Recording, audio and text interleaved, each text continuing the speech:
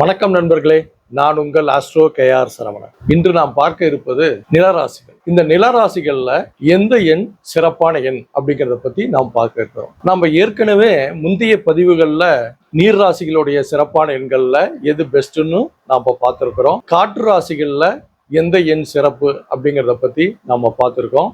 நெருப்பு ராசிகள்ல எந்த எண் சிறப்பு அப்படிங்கிறத பத்தியும் பார்த்திருக்கோம். அதையெல்லாம் பார்க்காதவங்க நீங்க அந்த ராசிகளில் பிறந்திருந்தீங்கன்னா அதை பார்த்துட்டு இதை பார்த்தீங்கன்னா உங்களுக்கு இன்னும் சிறப்பா உங்களுக்கு புரியுங்க. இப்போ நிலராசிகள்ல முதல் வீடா இருக்கிறது சுக்கிரனுடைய ரிஷப வீடு, புதனுடைய கன்னி வீடு, சனி பகவானின் மகர வீடு.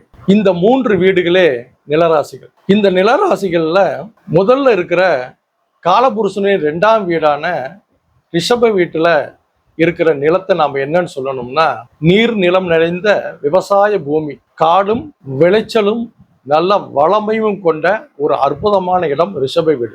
ஏன்னா காலபுருஷன் 2ஆம் வீடு இல்லைங்களா, அந்த வீட்டில் தானே பணம் காசு இருக்கு. அப்போ அந்த வீட்டில் இருக்கிற எண்கள் இது நமக்கு சிறப்பா இருக்குமா அப்படிங்கிறதையும் நம்ம பார்க்கலாம். கன்னி வீடு, புதனுடைய கன்னி வீடு. இந்த வீடு என்னன்னு பார்த்தீங்கன்னா, ஆற்று பாசனம், கிணற்று பாசனம், இந்த மாதிரி பாசனத்தின் மூலமாக பலன் பெறக்கூடிய பூமியாக இந்த பூமி இருக்கு. அடுத்து பார்த்தீங்கன்னா மகர வீடு, சனியுடைய மகர வீடு, சதுப்பு நிலம்னு சொல்லுவோம். அதாவது சேறு சகதியுடைய இடங்கள். அப்படி நிலராசிகள்ல 3 பிரிவா இருக்கு. அப்படி இருக்கிற இந்த 3 பிரிவுகள்ல நமக்கு எந்த எண் சிறப்பு அப்படின்னு நான் பார்க்கும்போது, இதனுடைய தத்துவம் என்னன்னு பார்க்கும்போது, இது காலபுருஷனுடைய 2, 6, 10 வீடுகளா வருது இல்லைங்களா. அப்ப இது என்னது, பொருளை இயக்குகின்ற ராசிகளாக இருக்கு, பணத்தை சம்பாதித்து கொடுக்கக்கூடிய ராசிகளாக இது இருக்கு. அப்போ இந்த பாவகத்தில் இருக்கிற எண்கள்ல எந்த எண் நமக்கு சிறப்பை கொடுக்கும்? பணம் நம்ம அனைவருக்குமே தேவை இல்லைங்களா. தொழில் செஞ்சு தான் பிழைக்கிறவங்கிறது ரொம்ப ரேர். வேலைக்கு போகிறவங்க தான் அதிகமாக இருக்கிறோம். அதே மாதிரி அன்றாட தினக்கூலிகளும் அன்றாடம் இந்த காய்கறி டெய்லி மார்க்கெட்டு வேலைகள் இதையெல்லாம் செய்கிறவங்க அதிகமாக இருக்கிறோம். இவங்களுக்கு எல்லாத்துக்குமே வருமானங்கிறது எவ்வளோ பெரிய முக்கியமோ அதை எந்த எண் கொடுக்கும் அப்படிங்கிறதும் ரொம்ப முக்கியம் இல்லைங்களா. அப்படி பார்க்கும்போது 3 வீடுகள்லையுமே இருக்கிற எண்கள்ல சிறப்பான எண்கள் பல எண்கள் இருக்கின்றன. அதுல பெஸ்ட் அப்படின்னு நம்ம எடுக்கும்போது கன்னி வீடு தான் நம்ம எடுக்கிறோம். அந்த கன்னி வீட்டுல ஒரு கன்னி பெண் ஒரு கையில் நெற்கதிரும் மறு கையில் அருவாளும் வைத்திருக்கக்கூடிய கன்னி பெண். இங்க என்ன இருக்குன்னா, அறிவும் இருக்கு, உழைப்பும் இருக்கு. மித்த வீட்டுல எல்லாம் இல்லையானா அப்படி கிடையாது. இங்க ஒருங்கே இருக்கு. ஏன்னா கன்னி பெண்ணுன்னா ஃபோக்கஸ், அறிவும் ஆற்றலும் மகிழ்ச்சியும் புத்துணர்ச்சியும். கன்னி பெண்ணை பார்த்தாவே ஒரு புத்துணர்ச்சி இல்லைங்களா, ஒரு சந்தோஷம். அப்படிப்பட்ட இடம் தான் அந்த கன்னி வீடு. அந்த வீட்டுல இது புதனுடைய வீடு. நிலராசிகளுடைய வீடுகள்ல நமக்கு 3 நட்சத்திரங்கள் இருக்கதான் செய்யுது. இந்த 3 நட்சத்திரங்கள் என்னன்னு பாத்தீங்கன்னா, சூரியனுடைய கிருத்திகை, உத்திரம், உத்திராடம் நட்சத்திரங்கள் இருக்குது. சந்திரனுடைய ரோகிணி, அஸ்தம், திருவோணம், செவ்வாயுடைய மிருகசிரீசம், சித்திரை, அவிட்டம். இப்படி 3 விதமான கிரகங்களுடைய நட்சத்திர கூட்டங்கள் அங்க நமக்கு காணப்படும் இல்லைங்களா. இதுல உடலற்ற நட்சத்திரங்களும் இருக்குது, காலற்ற நட்சத்திரங்களும் இருக்கத்தான் செய்யுது. இதுல நமக்கு எது பெஸ்ட்டை கொடுக்கும் அப்படின்னு தான் நாம இன்னைக்கு பார்க்க போறோம். இதுல நம்ம கன்னி வீடு சொன்னோம் இல்லைங்களா. இந்த கன்னி வீட்டின் அதிபதி யாரு? புதன். இந்த புதன் அறிவும் உழைப்பும் கொண்ட மிக ஒரு அற்புதமான கிரகம். இந்த வீட்டுல தான் புதன் பாத்தீங்கன்னா ஆட்சியும் அடைவாரு, மூல திரிகோணமும் அடைவாரு, உச்சமும் அடைவாரு. அப்போ புதனுங்கிற அறிவு கிரகம் முழு பவராக இருக்கிற வீடு அந்த வீடு. இதே மகர வீடு எடுத்தீங்கன்னா சனி ஆட்சி மட்டும்தான். சுக்கிரன் பார்த்தீங்கன்னா ரிஷபத்துல ஆட்சி மட்டும்தான். ஆனா இங்க 3 விதமான தன்மைகளை புதன் அடையிறதுனால அந்த வீடு ஜொலிக்குது. ஏன்னா இன்னைக்கு ஐடி பீப்புள்ஸ் சொல்லப்படுகிறவங்க, இந்த கம்ப்யூட்டர் நாலேஜ் இது எல்லாமே அந்த வீட்டில் தாங்க இருக்கு.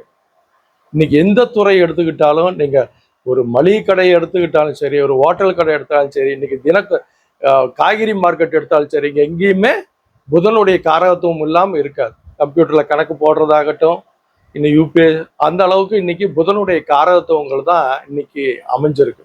அப்போ இந்த அளவுக்கு ஆன்லைன் வர்த்தகத்திலையும் சரி, தினசரி தொழிலும் சரி, தொழில் சார்ந்த விஷயங்களையும் ஜெயிக்க வைக்கிறதும் சரி, இன்னைக்கு ஆன்லைன் அப்படிங்கிற ஒரு விஷயம், இன்டர்நெட்டுங்கிற விஷயம் தான் உலகத்தையே ஜெயிக்க வைக்கிறது. அப்போ இந்த பாவகத்தில் இருக்கிற எண்கள் தான் மிகச் சிறப்பான எண்களாக இருக்கு. இதுல பாத்தீங்கன்னா இந்த கன்னி வீட்டுல ஏற்கனவே நம்ம சொன்ன மாதிரி உத்தர நட்சத்திரோட எண்களும், அஸ்த நட்சத்திரோட எண்களும், சித்திரை நட்சத்திரோட எண்கள் இருக்கு. இதுல குறிப்பிடத்தக்க எண்கள் அப்படின்னு பார்க்கும்போது 64, 45, 54 இந்த எண்கள் நமக்கு ஒரு நல்ல சக்சஸை கொடுக்கக்கூடிய எண்களா இருக்கு. இதுல எது பெஸ்ட் அப்படின்னு நாம் பார்க்கும்போது 54. இந்த 54ங்கிற எண்ணம் நீங்க பாத்தீங்கன்னா ஒரு ராஜ்யத்தை உருவாக்கக்கூடிய எண்ணா இருக்கு. எதனால அப்படின்னு பாத்தீங்கன்னா 5ங்கிற புதன் ராகுங்கிற பிரம்மாண்டத்தோட சேர்றாரு. 5 + 4 2 சேர்ந்தா 9ங்கிற பிரபஞ்ச வைப்ரேஷன் கொடுக்கக்கூடிய 9ங்கிற எண்ணம் அங்க இந்த இடத்துல வருது. 5ங்கிற புதன் பிரம்மாண்டம் அப்படிங்கிற ஒரு விஷயத்துக்குள்ள போய் மிகப்பெரிய ஆளுமையை கொடுக்குது. அந்த எண்களை பயன்படுத்துறவங்க ஒரு சாதுரியம், அறிவு நுண்ணறிவாக மாறுது. செய்யற செயல்கள்ல ஒரு ஒப்பற்ற தன்மை அங்க காணப்படுது. இந்த 54ங்கிற எண்ணை நாம சூஸ் பண்ணும்போது இது பெரிய லெவல்ல கொண்டு போய் விடுது, சுந்தர் பிச்சை மாதிரி. ஏன்னா அறிவும் ஆற்றலும் உழைப்பும் எல்லாமே உறைஞ்சிருக்கிற இடம் தான் இந்த புதன் கன்னி வீடு. அப்போ இந்த வீட்டில் இருக்கிற 54ங்கிற எண்ணை நீங்க பயன்படுத்த உங்களுக்கு நிலராசியினுடைய பெஸ்ட் அத்தனையுமே உங்களுக்கு கிடைக்கும். அதுவும் பாருங்க, இது சித்திரை நட்சத்திரோட எண்ணு வர்க்கோத்தமம் பெற்ற எண். அப்போ இது ஒரு பிளஸ். சித்திரை நட்சத்திரத்துக்கே சில குணங்கள் உண்டு. அது பார்த்தீங்கன்னா ஒன்று ஏமாற்றமும் செய்யும், ஏமாறவும் செய்யும். இது சித்திரை நட்சத்திரோடைய குணம். ஆனா இதுல இந்த 54ங்கிற எண்ணை பார்த்தீங்கன்னா அது பிளஸ்ஸா மாறி சாதுரியமாக ஒரு விற்பனை செய்யறது. ஏன்னா பொருள் சார்ந்த பாவகத்தில் இருக்கிறோம். பொருளை எந்த வகையிலாவது ஒவ்வொரு மனிதனுமே அதை நாம அடையணுங்கிறது தான் இது. அப்போ சாதுரியமாக எப்படியெல்லாம் நாம பணத்தை அடையலாம் அப்படிங்கிறதுக்கு இந்த சாதுரியத்தையும் நுட்பத்தையும் கொடுக்கக்கூடிய எண்ணு தான் இந்த 54 எண்ணு. இதை பயன்படுத்தினால் உங்களுக்கு வெற்றி நிச்சயம். அடுத்து பார்த்தீங்கன்னா இந்த எண்ணுடைய கூட்டுத்தொகை பார்த்தீங்கன்னா 9ன்னு வரும். இது வைப்ரேஷனை கொடுக்கக்கூடிய, சரிங்களா, அதிர்வுகளை கொடுக்கக்கூடிய. இந்த அதிர்வுகள் நமக்கு நல்ல தொடர்புகள் ஏற்படுத்தி கொடுக்கும். நமக்குள்ளார நாம ஒத்திசைவோட இயங்கும் போது இந்த அதிர்வுகள் நமக்கு ஒரு பெரிய ஒரு பிரம்மாண்டத்தை நோக்கி போறதுக்கு உண்டான வாய்ப்புகளை இந்த எண்ணு உருவாக்கி கொடுக்குதுங்க. அதனால இந்த எண்களை பயன்படுத்துங்கள் நண்பர்களே, நாம வெற்றி பெறலாம். இப்போ எண்களை பத்தி நாம பார்த்துட்டோம். நாம ஒவ்வொரு பதிவிலுமே கோயில்கள் இதுக்கு ஏதாவது இருக்கா அப்படிங்கிறத பத்தியும் பார்த்துக்கிட்டு வரோம்.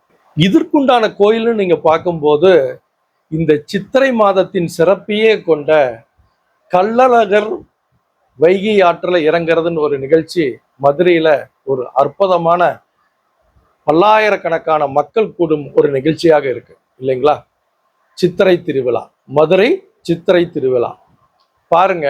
அழகிய பெருமாள் அப்படிங்கிற திருமால் புதனுக்கே உரிய தெய்வம் கள்ளராக மாறி, கள்ளர்னா திருடர்னு கூட எடுக்கலாம், சரிங்க, திருடர் தான், சரிங்களா, திருடராக மாறி தன்னுடைய வீட்டை விட்டு வெளியே வந்து மாண்டூக முனியவருடைய பிரச்சனையை தீர்ப்பதற்காக நல்லா புரிஞ்சுக்கணும், மக்களுடைய பிரச்சனையை தீர்ப்பதற்காகவும் இந்த கள்ளர் வேடம் பூண்டு பச்சை பட்டுடுத்தி அவர் வருகிறார்.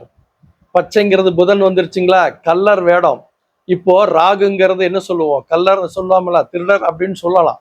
ராகுவுக்கு மறைமுகம் இருக்கு இல்லையா, நூதனமான விஷயங்கள், இல்லாத இருக்குன்னு காட்டுற விஷயங்கள், இதெல்லாம் ராகு பண்ணும் இல்லையா.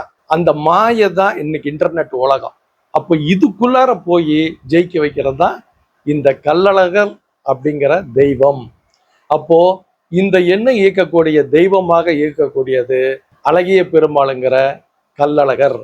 இந்த சித்திரை மாதத்துல அவரு அழகா வெளியே வந்து மக்களுக்கு பரிபூர்ணமான அருளை கொடுத்துட்டு வைகை ஆற்றில் எழுந்தருளி அதுக்கப்புறம் 10 தசாவதாரங்களை முடிச்சுட்டு அதுக்கப்புறம் அவருடைய இடங்களுக்கு போவார். இதுதான் அழகிய பெருமாள் கோயிலுடைய ஐதீகம். இதுதான். அப்போ மாண்டூக முனிவருடைய தவத்தினாலையும் அவருடைய பிரச்சனை தீர்க்கறதுக்காகவும், அதே மாதிரி மக்களுடைய பிரச்சனையை தீர்க்கறதுக்காகவும் அவரை கையில கத்தி ஏந்தி பச்சை பட்டுடுத்தி குதிரை வாகனத்தில் எழுந்தொழிகிற இந்த சின்னங்களை நீங்க கவனமா பார்த்து இந்த தெய்வத்தை நீங்க முழுசா வழிபட்டீங்கன்னா, ஏன்னா பிரம்மாண்டம் கூட்டம் மதுரையே அல்லோகலாலப்படும், தெரியும் இல்லையா? லட்சக்கணக்கான மக்கள் கூடுவாங்க. அப்போ சித்திரை அப்படின்னாவே கூட்டம், சித்திரைனாவே கூட்டம்.